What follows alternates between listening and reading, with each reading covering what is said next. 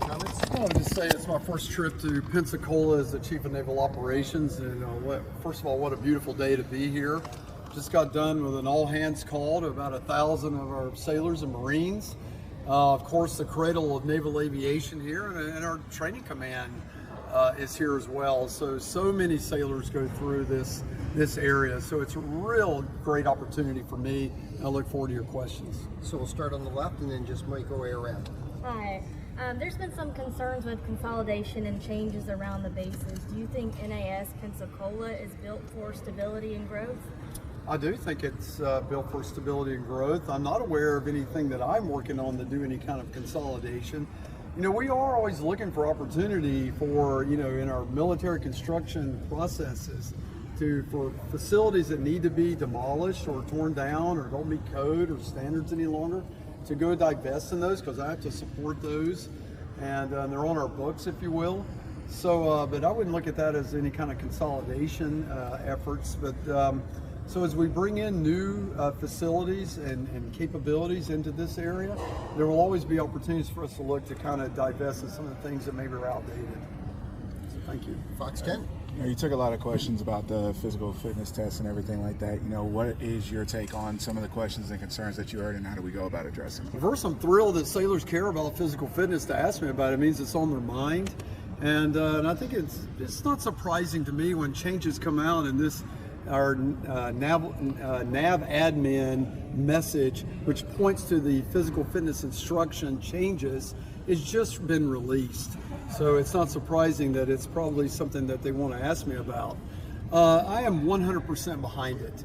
We went to one physical fitness test per year post-COVID. We needed to get back to 2.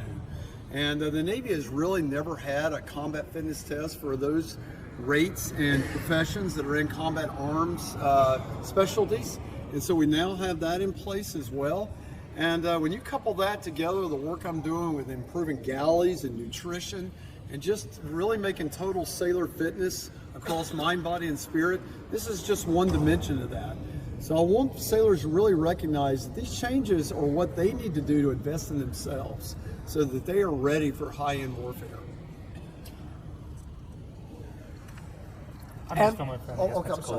Admiral, you touched on the integration of AI into the U.S. Navy and where it's going. How will that affect the sailors moving forward? Well, I wanted to just improve their ability to do their jobs, first of all.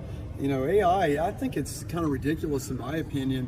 I've got sailors doing anything that an artificial intelligence large language model can do more effectively, more repeatably, more accurately. And so anything that you think of administration-wise that could actually be offloaded to those type of systems, I'm really behind. I don't think we're leveraging it across the board on doing things where we need forecasting, trending, and planning, the identification of high-risk sailors by scouring some of the things that we see from motorcycle accidents to destructive behaviors. And can I put together some trends so I can get ahead of those things to actually reduce those numbers of suicide ideations and suicides in general, which we never want to happen. So I think AI is prominent there.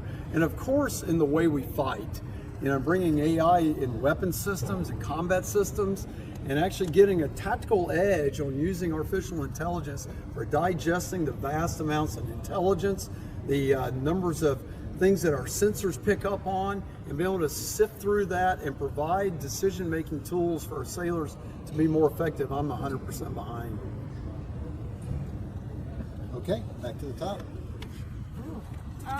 You've said you've wanted to come to Pensacola for some time. Now that you're visiting and talking to people that are just starting off in their military Navy career, what is it like to be here and be able to hear questions from them? Well, it's such an important part of the Navy through so many different reasons.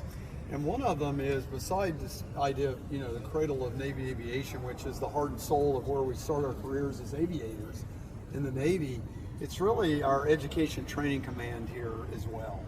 And so for me, as a person who came from U.S. Fleet Forces Command prior to becoming the Chief of Naval Operations, at the heart of that is our continuing training curriculum and the way we actually train sailors and the way we're actually doing training differently through what used to be called ready relevant learning. And so how we actually build modern content, how we actually enforce high standards, recruit high level instructors, implement that at our schoolhouses. All that thinking and standardization and homogenization of that type of training and learning is all done right here. And so this place has such an important part of how we build mastery across the Navy. So that's why it's so important to me to come here and visit that. And I've always interfaced with it from afar, and to actually come here to the actual command itself and to see it in person is a great opportunity for me as CNO. We talked about AI and everything like that. You know, what is probably the biggest area of growth that you see for the Navy moving forward? As far as with regards to artificial intelligence? Yes, sir. Oh, you know, I think that is, there's so many ways I see it. You know, one, and anything that I can look at, you know, administratively and actually glean some type of understanding out of it is much better done by a machine than humans. So that goes in how I look at maintenance records. So I'm just giving you an example here.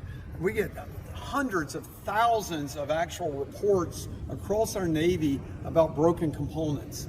Artificial intelligence can integrate all those reports, understand the trends, and allow me to actually improve my supply system to get ahead of those repairs and actually have those components on board, because we preemptively know they break more commonly, and it can be done just by normal mechanisms we use today.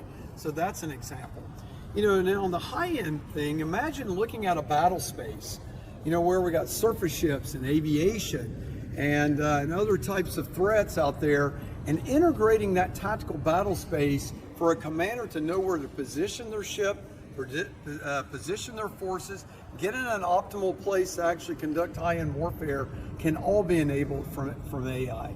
So from low-end administrative tasks all the way to the high-end fight, I think artificial intelligence has a prominent role in our Navy.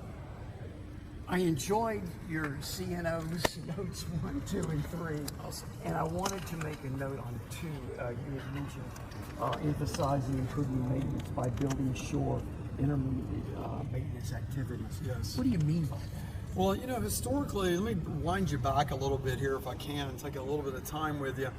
You know, when our MCPON mentioned this, when at the end of the fall of the Berlin Wall in the early 90s, and we were in what we called a peace dividend with the then Soviet Union, which became Russia, we made a decision to go reduce the number of shipyards from 8 to down to the 4 we have. These are public yards, okay, that we do the predominant of our nuclear ship maintenance in, submarines and aircraft carriers. So we have those.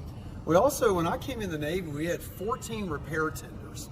These are large repair ships that have an 800+ repair department on them. So the shipyards were manned with sailors, okay, we cut that in half. And these repair departments were all sailors, and we went down to 2 of those. So all this opportunity for sailors to have shore duty where they continue honing their skills in the repair of their ships and aircraft and platforms basically went away when we consolidated depot and intermediate maintenance and gave that all to our civilian maintainers in our public shipyards. So we're going back to the future a bit here and standing up 2 shore-based intermediate maintenance activities, which will be sailors repairing, you know, doing repairs. So great, I'm going to get more repair capacity from that. But that's not the primary purpose of this. The primary purpose of those 2 SEMAs are to make a world-class training platform for our sailors. It will give them an opportunity to do high-end repair in those 2 facilities and get the skills necessary so when they roll back afloat, they can maintain their own ships at a higher level than we've ever been done before. And so this is so overdue. I can't believe previous CNOs haven't done it. If I can just tag on to that, note number 1. Yes. You had mentioned that no sailor will live afloat. Yeah, so when I came in as CNO, we had something between 8,000 to 10,000 sailors still living on ships. Now this is a thing for only surface sailors. Submariners, they don't live on their submarines. Marines, they don't live in some pup tent somewhere. Aviators don't live in this hangar, right? But in our surface Navy, young sailors were still, you know, this is kind of E1, E2, E3, were still living on ships, okay, if they were single. And I personally believe in today's world, you should work and live in two different places. I think to have the privacy, to actually have a relationship with, with your friends and with a girlfriend or a boyfriend, to actually have a place to go relax off the ship is a requirement. It's not just a necessity, it is a requirement. Imagine we ask sailors to do 7, 8, 9-month deployments on aircraft carriers and destroyers, and they pull back into Norfolk or Mayport or San Diego, and that night, you know where they get to go sleep? In the same place they've been for the last 9 months. To me, that's just unsatisfactory. So I took this initiative on to get sailors off the ships. Now, we're already a bit oversubscribed with our unaccompanied housing, our barracks, our dormitories already. So how am I going to pull this off? Well, you're not going to be able to do that unless we have kind of a system where more senior folks that are in the barracks today are given BAH, our basic allowance for housing, and can move them into the community so that younger sailors can take their place in the barracks. So Congress was right on board with this, gave the Navy the authority to give BAH to E4s and below. We're leveraging that authority and then making sure I have the budget line to make good on that. It's something I work on very hard so that we can actually get young sailors off ships into housing and get the more senior sailors into apartments and other places in town. It's worked very well. So since I've taken this on, I've moved about 4,000 sailors off ships, and I got about 6,000 more to go. And so I'm on plan for that. Sir, before we take any other questions, this is just the first step on a Gulf Coast trip. You want to talk about the rest of your trip, where you're going from here, and what you're going to be doing? Yeah, sure. So, I started here because tomorrow I'm going to have the pleasure of hooking up with the Secretary of the Navy and perhaps the Commandant of the Marine Corps. I'm a little uncertain if he's going to be able to make it or not, but I think he will. And we're going to visit some shipyards together. And that's part 2 of this tour down here in the Gulf Coast. You know what? This place is notoriously known for its shipbuilding, and from large deck amphibs to our destroyers, and what will eventually be our frigate class as well.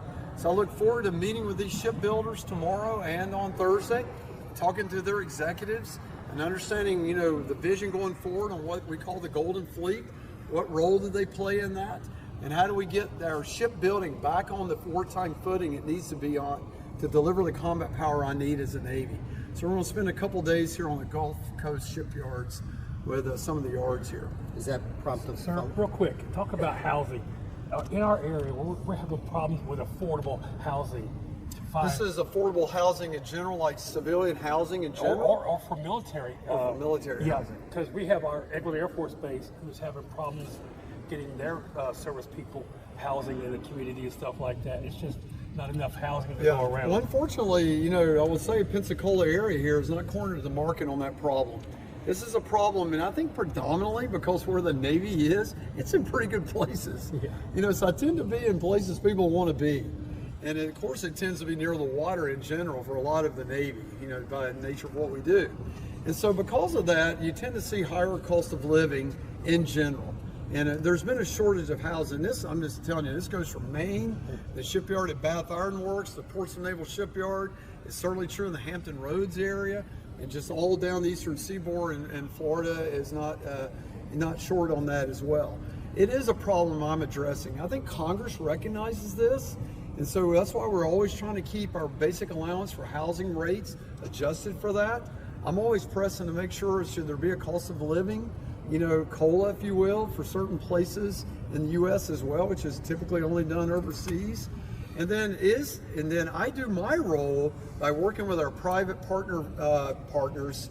It's kind of redundant there, but our PPV, private partner venture partners, who help us do our actual base management to make sure that the housing is available, that they're investing in more government housing opportunity. And then for all the dormitories that I have and unaccompanied barracks, I want them to be world class. Okay, that means that, no mold and no mildew, which is hard to do when you're near the water.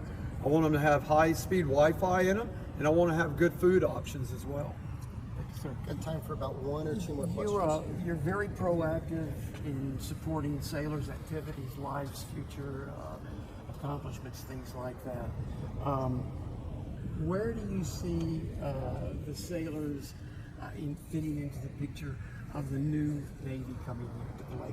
You mentioned 10,000 new sailors coming into the Navy. I don't remember if that was a monthly basis or a yearly basis, but you're seeing steady growth for future sailors. 100%. I mean, we have requirements, legal requirements to have a Navy. It's supposed to be 355 ships. We have studies that say that number should be 387 ships. I mean, the Navy is in high demand. You will not find one conflict going on in one area of the world where you need deterrence that you will not find Navy capability there. And so there is no shortage for what product lines we offer. So I want to see growth in the Navy. We need more ships. There is no question on that. We need high-end 6th-generation aircraft, okay, to put on our air wings. There's no shortage of the need for that as well. And so I am so much behind the new initiative here that the President and the Secretary of the Navy has kicked off. It is my job to go figure out how to weave in the new battleship, how to weave in the frigate, and how to continue the production of destroyers and our amphib ships, and making that whole force structure, that total Navy structure, fit into a theory of victory at sea that the concepts of operations support, okay? Combatant commanders know how to utilize those capabilities. High standards are done so that these new sailors that are coming in know where they fit on board those new platforms, and that we just make the Navy the continued world-class organization that it is. Is there any wrap-up comment? No, thanks for the opportunity for being here. I understand the press here is so good to the Navy, and so thank you for that. I mean, not every story is great, and we've got some things that we're working on. I want you to know we're honest with you, and we try to expose those things and get after it. And but it is important to get our story out on the things we are doing to actually work on some of the challenges we face as a Navy. And I know of no great nation that does not have a great Navy. Those things go hand in hand. And for the United States to remain a superpower, it requires a super Navy, and we're going to make sure that stays the case. All right. So thank you. Thank you very much for coming out.